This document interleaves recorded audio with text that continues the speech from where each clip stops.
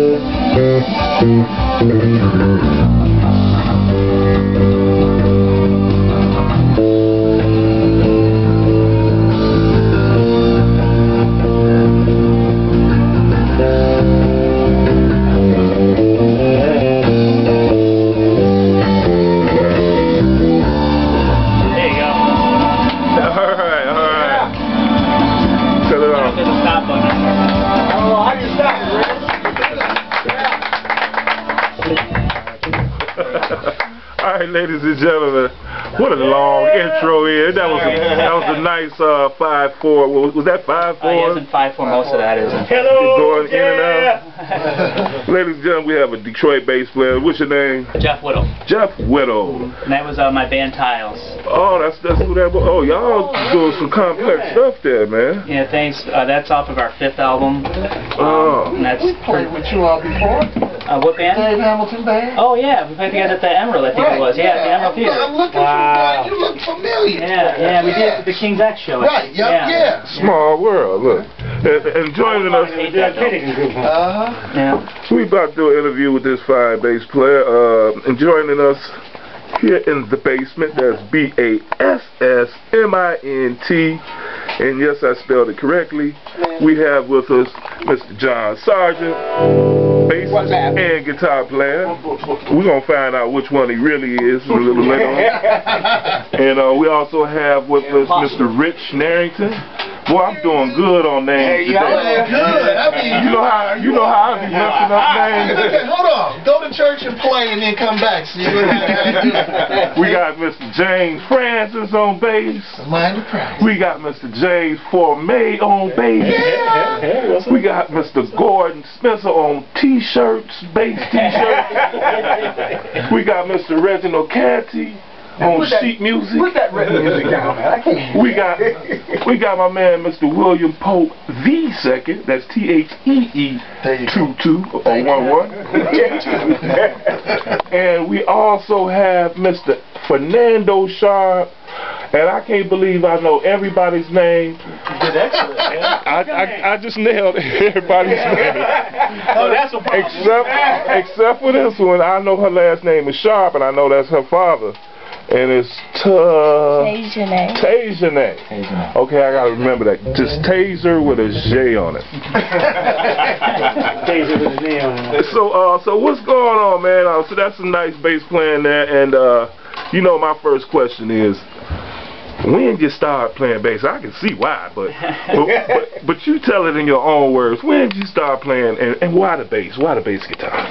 Well, the bass kind of fell into my life. I didn't search it out, and my friend had gotten a bass for Christmas because he wanted to jam with his sister's boyfriend, and you know, they wanted to join a metal band, and so he asked for a bass for Christmas, and when he picked it up, he was right-handed, but he picked it up left-handed. I'm left-handed in everything I do. For whatever reason, I picked the bass. I didn't think of it. I just picked it up and started playing it. And I knew that from the bass players I liked, they did this. So I just picked a string and did that, and just kind of moved my fingers around, and I seemed to get it. And we weren't very financially set when I was a kid, so I had to wait a year before I got my first bass, and I used to take his at night and sneak out with it, and he'd call me up and make me come back and bring it back.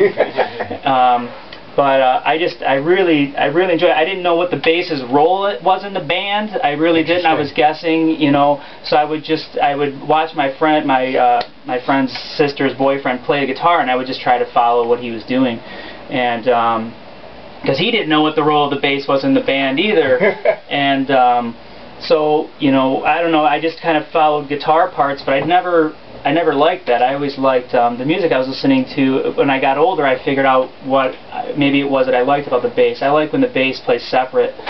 And as you heard in there's some parts where I try to write away from the guitar. I don't have to double everything. And you know, I grew up. My dad doesn't play anything, either my mom or my dad. But my dad loves classical, and maybe that's where it came from. You know, that kind of contrapuntal stuff, or you know, so.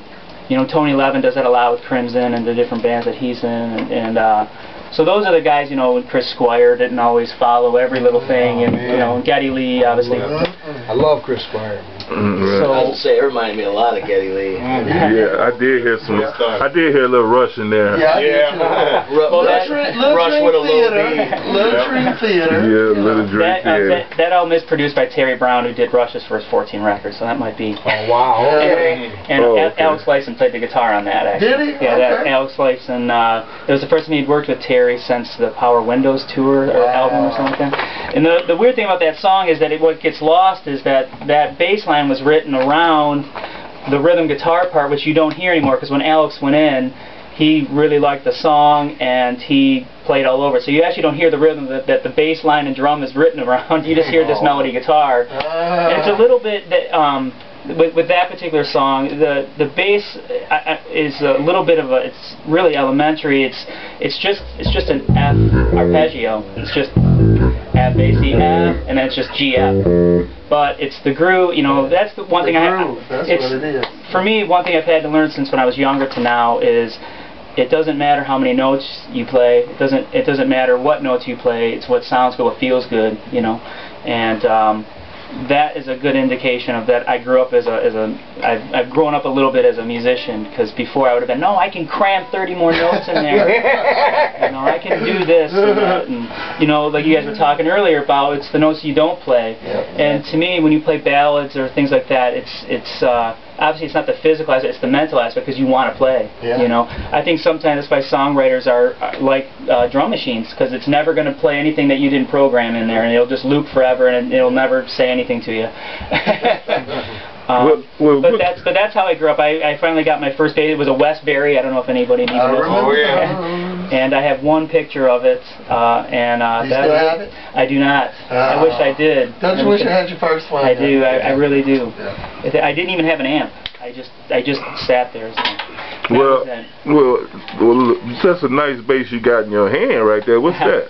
This is Ken Smith, and my band Tiles. Well, I've been using his strings for a long time. I love his strings. I used medium lights, and we did a tour with Dream Theater in '99. Wow. And over in Europe. And when we came back, I thought, man, if I'm ever gonna get any kind of endorsement, now might be the time to actually try that. And so. Either a mess up or whatever. Anyways, maybe there was something in the air over there, but they gave me an artist endorsement for the strings, and so I've had them since 2000, I think. Nice. And then when I could save up enough bread, I was hoping they would do the same thing for a bass. And the funny thing, doing that, huh? and he did. I called. I didn't even know I was talking to Ken.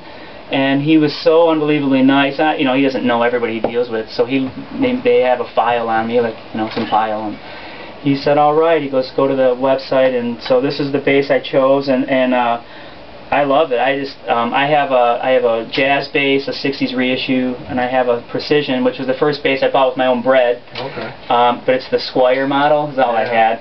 But that's a good one. Yeah, Those work though. Yeah. Sounds safe for the PA. Yeah, and it does. I hot rodded the pickups on it, but and I ripped the frets out, and so it's a fretless, and I filled it with wood putty. And I have a Music Man Stingray. But this is the bass that goes everywhere with me. So I don't. I'm with another project, a country and western project with Jennifer Westwood, and I used my jazz bass on that recording. We did a 5-song EP. And I use my jazz, but other than that, I use this for just about everything. And Mike Kuntz does all my setups and stuff on it. If you know who Kuntz is, Kuntz is the man. Yeah, I love this bass. As much as I love my Fender Jazz, is where I learned everything. I worked that thing to the bone. But I never had hot-rodded an EQ like this on any kind of guitar I've ever had. When you move the bass knob, it totally affects everything. I mean, I can dial up any sound just on this. So I love this bass. I like the fact I can go from active to passive just by turning that on. Just, you know, when your battery dies, it's nice to know I got a backup plan rather than, oh my God, does somebody have another bass? Or crap, I forgot to get a battery. So yeah, it's my Ken Smith. I love this thing, and it's not a neck through; it's the bolt on. No, that's nice. Bolt on is real nice. Yeah, and Ken was. I can't believe how nice that guy is. You know. So yeah, this is the dream. I never thought my first bass teacher had a Ken, and I never thought I would have one. Now, who was your first bass teacher? Kevin Chow. Kevin Chow. Yeah, you know Kevin. See, I knew that. Yeah. And Kevin Chow. Yeah, Kevin's now in. You know, he plays with Chad Smith. Oh yeah, that's another Detroit bass player, right? Oh yeah, keep up with him on Facebook. Kevin grew up in Escanaba, and then he came down to Wayne State. Yep. And that's how I got.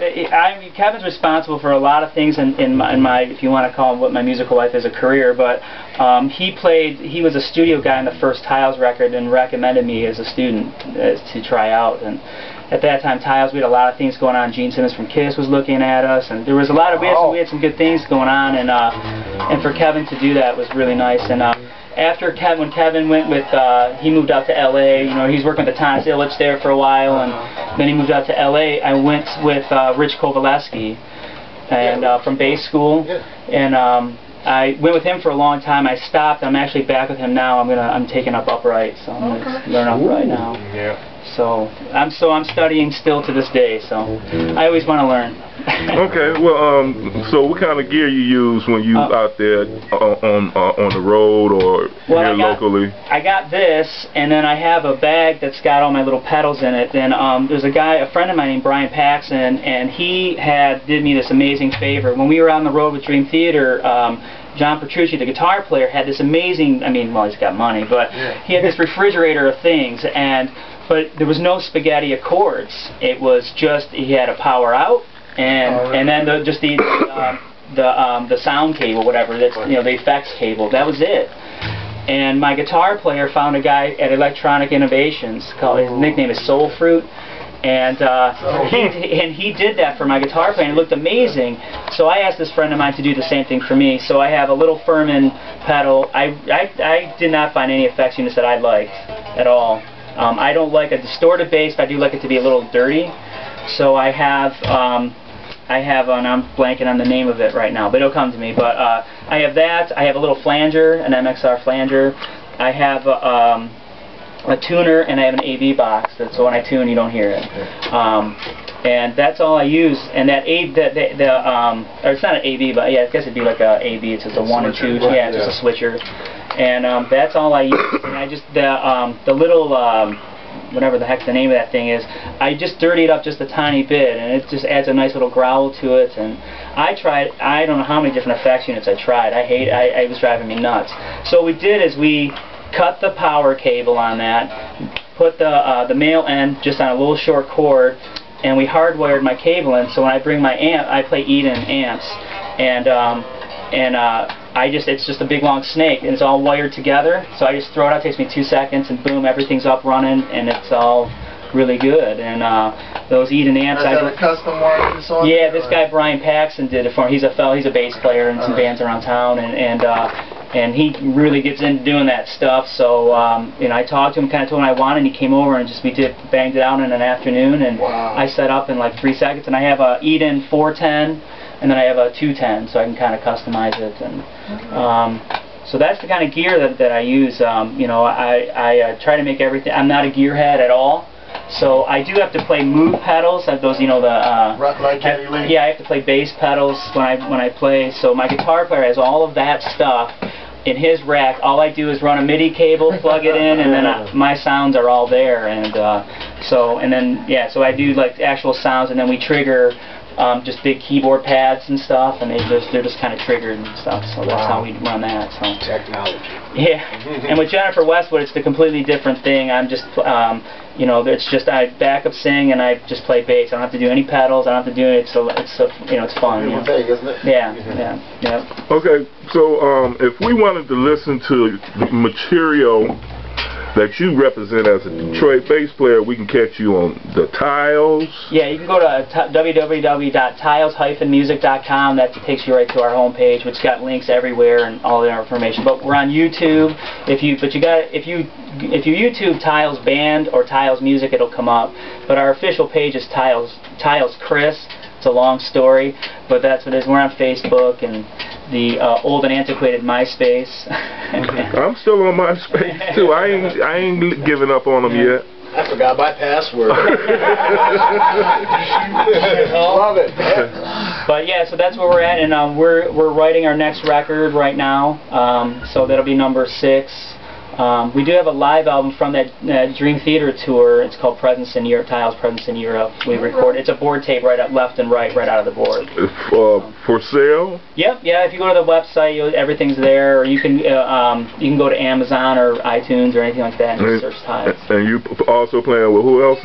Jennifer Westwood. She's I guess you would say like new country or whatever. I mean, it's country blues rock. It's kind of, you know, she's got a very beautiful voice, very soulful, very... We can find that on material where? Yeah, she's JenniferWestwood.com. She also has she's got an iPhone app. If you put Jennifer Westwood in there, that's got all of her dates and everything that's going on. She's also she's in 2 other projects. She's in, oh man, I'm gonna mess them up, but she's in 2 other projects. If you find her on the internet, it's all on there. But she's got 2 other bands. We're called the Jennifer Westwood Band, and then she's got her 2 other projects too. Okay, now if we wanted to just kick it with you personally, you got a Facebook? Yeah, I got a Facebook. Just look Jeff Whittle. And yeah, I love talking bass. I was really nervous about coming here. This is really nerve-wracking. You guys are just watching you guys all warm up. Are you a Detroit bass player? Yeah, I have my shirt. Okay. I'm waiting for my second one. I got to have an order mine. It's all about sharing the music, man. Yeah, and the knowledge, man. You ever have a problem playing in a band named after another person? Like the Jessica Smith band? No, because, you know, I mean, cause I guess that's kind of the cool thing. Tiles, we've been around for 19 years, and being in her band, there's pressure on me as a musician to play as best as I can, and to, you know, we're writing and stuff. But when you're up there, it's all about her. I mean, I tell her all the time, man, when this band's on, I could be on fire and naked, and nobody should even really care because you're singing your butt off. Right. Your job is to support. Yeah. But she's that good of a singer, you know. So, and you know, and in Tiles, it's well, like you heard. I mean, it's a group effort. The songs are really arranged and orchestrated. If you're on fire in that group, yeah. So, you know, and we were talking earlier. You guys were saying, you know, about like kind of like playing live and stuff. And then with Tiles, I guess maybe because we're comfortable, whatever. In every single set I've ever been in the band, and I've been with them now for 18 years.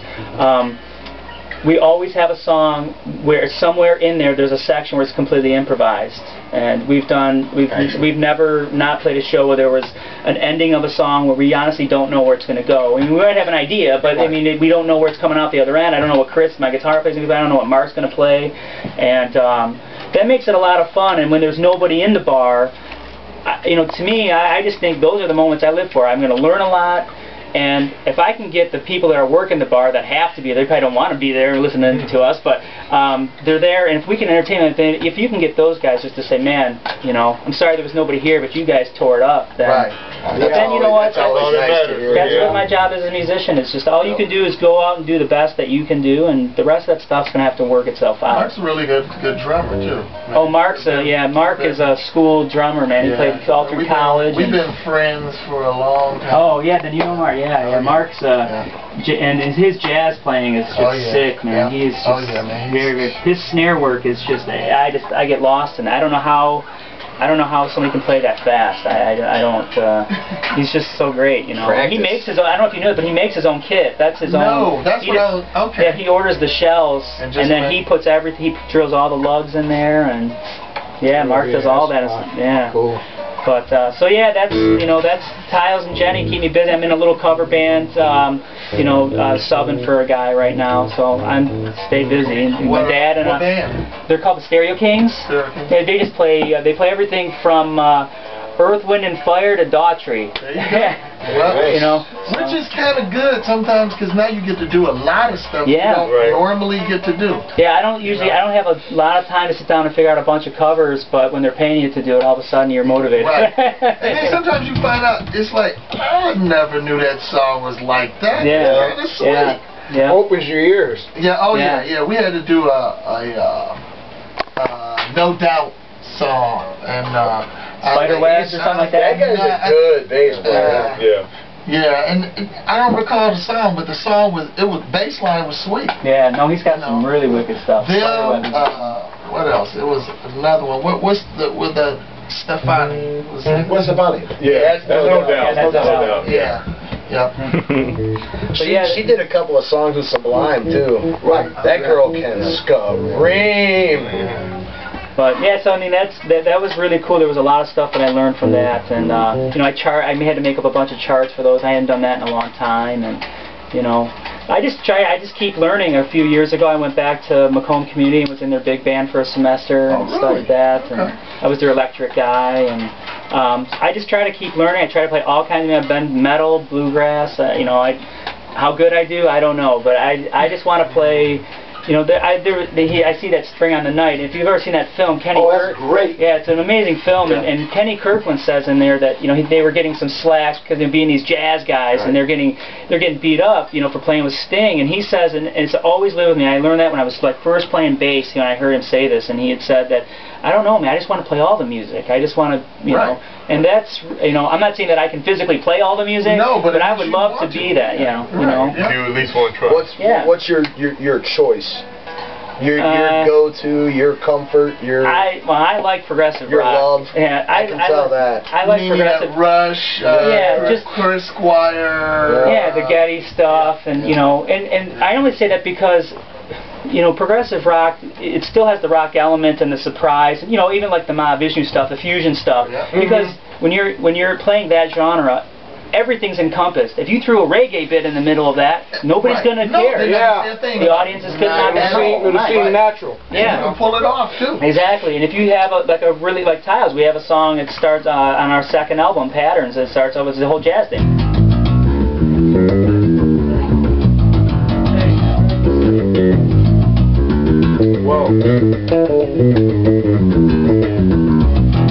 And this is a unison run. But that's acceptable.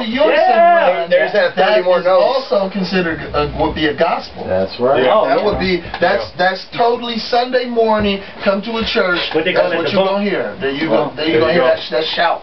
Yeah, and that's amazing. That's what I mean. Just trying to encompass as much a different kind of music and learn. I mean, let's face it, music is a pretty universal language. And it's constantly evolving. Yeah.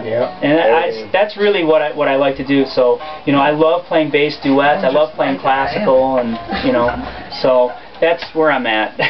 Just try to stay busy and keep learning. And my daughter has a little bit of an aptitude for it, so I'm good to see it going on. Cool. She playing bass? She plays piano. Okay. Yeah. Close enough. Yeah. All right, man. Well, you find you on Facebook. Can we find you on the Detroit Bass Players page too? Are you part of it? Yep. And what you think about the Detroit Bass Players page? I meant to ask the other guys, the Facebook page. Yeah. I like it. I'm tired of seeing him. He wants to keep changing it. Just keep a Detroit bass player. I don't know why he keeps putting that up there, but I mean, I guess, yeah. I mean, I think it's a very cool, very unique thing. When I found that on Facebook, obviously I didn't know it existed. I just think that's one of the coolest things I've ever seen. I love it. keeps all of us bass players connected and know that we're all screwed up. We're all bass players. The lowest. Yeah, we're all lost. And we always on the bottom. Yeah. No, I think it's a great page. I think I learned so much just from reading. I mean, just you see somebody say, "Man, this happened," and wow, that happened to me, and I would have done. Yeah. I just think that's a really great thing to keep people connected, and you learn so much. Yeah, me too. A lot of people miss this, man. We in Detroit, I don't know if it's because of the region that we in, but I guess we like third or fourth generation us among ourselves, and our people came here with the purpose to work. And we have a work ethic. And as a result, we have a proficiency level that's a lot higher than other areas. A lot of other cities that have the numbers that we have can't duplicate what we did here. Yeah. Right. That's not to say nothing bad about the other cities. But it says something good about us. Yeah. We're pretty much anonymous to each other, but the respect and the admiration and the friendship is, you can take it for granted, and you won't be disappointed. No. And the thing is, Detroit, New York gets all the kudos for jazz, 52nd Street and all that, but there's this book y'all probably need to read. It's called Before Motown. Talks about the history of jazz in Detroit from 1900s up to 1940. New York was the showroom. But Detroit was the factory floor for bebop. It was the breeding ground. Yeah, and so, more than just cars, we made bebop here too. So there's a strong jazz history in the city of Detroit that's very key. Clubs here. Tons of clubs. What was the name of the book again? It's called Before Motown. It's written by two Scandinavian historians, and they got pictures. They got pictures of Kenny Burrell and Tommy Flanagan when they looked like teenagers. They got pictures of Yusef Lateef at 16 years old, writing, arranging, and leading a big band. Cass Tech and two other high schools are very instrumental in helping people musically. And then Kenny Burrell and Tommy Flanagan put together something at the University of Detroit, like a music program, similar to what we're doing here, with bass players to encourage musicians. So Detroit has a rich history of jazz, and I'll stop there. Just to kind of jump on that, I didn't do that really well in school, so I went to an alternative school. And that was probably the biggest thing for me, was we didn't have a music program. They did, but it was a rock band. The teacher and the teacher's assistant were both in a cover band together. So when I was in 9th grade or 10th grade, whatever grade, they were showing us like Zeppelin and things like that. And my graduating year, our set list was huge. We were doing doing so many different styles, from I'll Stop the World and Melt with You to Pink Floyd. And for a kid, I wasn't stuck reading a Mel Bay book, and here this is a C, this is a D, which is important to know. I mean, that's what I've studied, to know that. I went on my own to do that. But to just get out there and play in a band was so huge. It made such a big impact for me, in schools. That's why I'm glad you said it, because I think schools are the biggest thing that for any kid. I just think that makes a big difference. A good music teacher that makes it fun and interesting, and just gets you playing. That's all I know is playing live. Yeah, musical camaraderie just helps, reinforces, and like forums like this, we get to learn and stuff. It's cool. Yeah, I could testify. This boy had a band when I was in high school. I wanted to be in that band. No band. Please. So what was it like to play with Abraham Lincoln?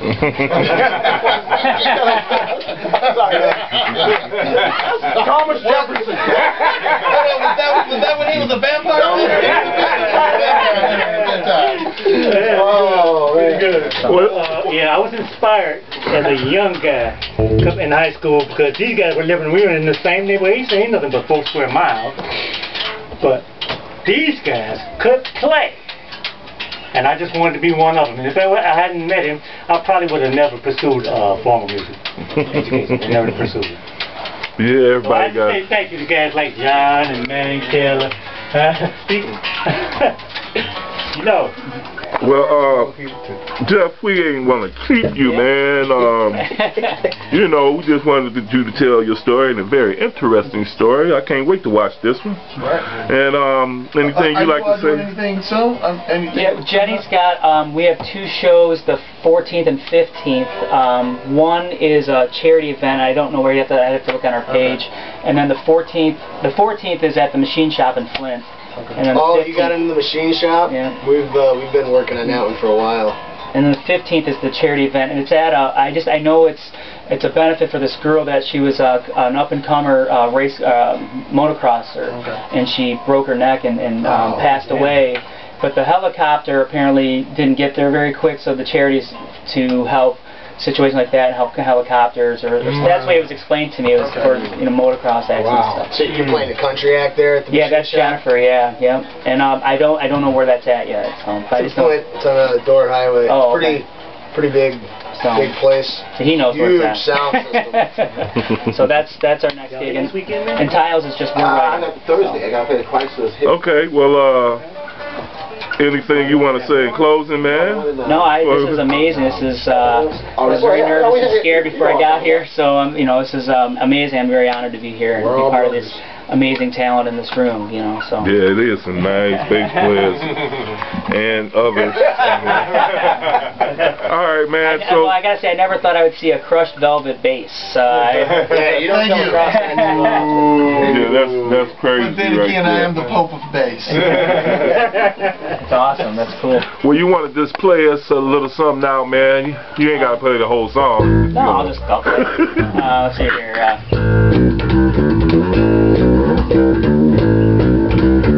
Ladies and gentlemen, Mr. Detroit bass player, Mr. Jeff Whittle.